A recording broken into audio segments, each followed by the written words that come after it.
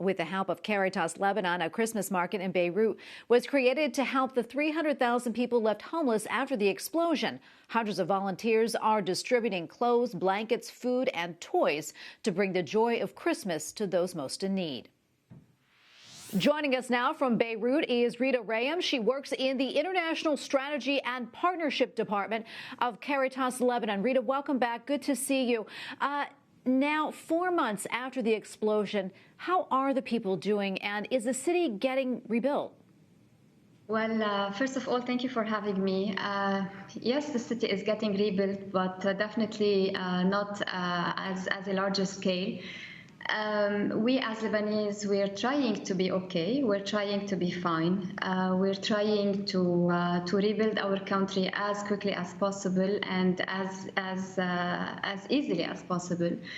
There have been many difficulties that we've been facing. So on top of the Beirut blast, we're facing a huge economic crisis. Our currency has lost 80% of its value, which have put an increasing number of Lebanese people under the line of poverty. So it is Beirut blast on top of the COVID-19 crisis, on top of a huge economic crisis, and we're facing three crises at the same time.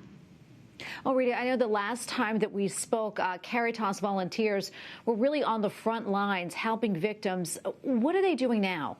We're still continuing to provide the services, definitely in different way. Now that many of people have reconstructed their houses, so from August 1st till now, we've been providing the support in Beirut, but across all Lebanon. In Beirut, precisely, we've been able to renovate more than 700 houses, and 200 houses are now under renovation or under assessment.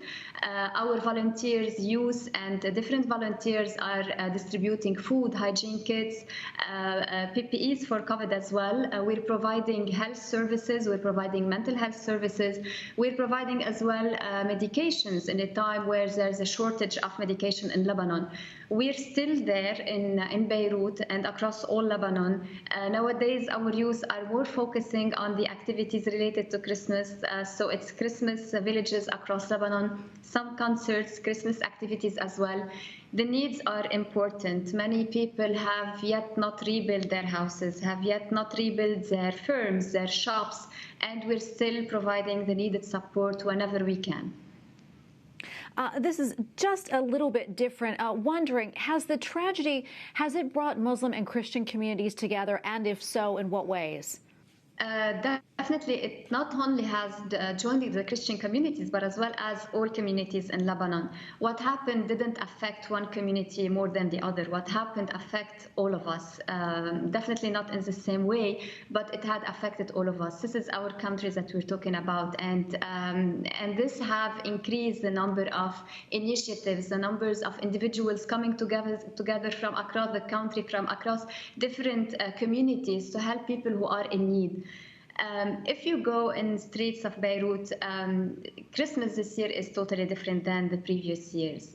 This is not our capital used to be. Now there's lights, there's decorations, there's concerts, Christmas activities. Malls should be overcrowded by people rushing to buy gifts. This year, it's a little bit different. There have been some activities, some concerts, and probably in those concerts and Christmas villages, you can see people smiling. But deep down, we know that the smile hides a deep pain. The smile, behind the smile, there's a deep fear of a future. People are, we can't say that they are losing faith, but they are tired. We are really tired, but we know deep down that Christmas spirit should prevail after all.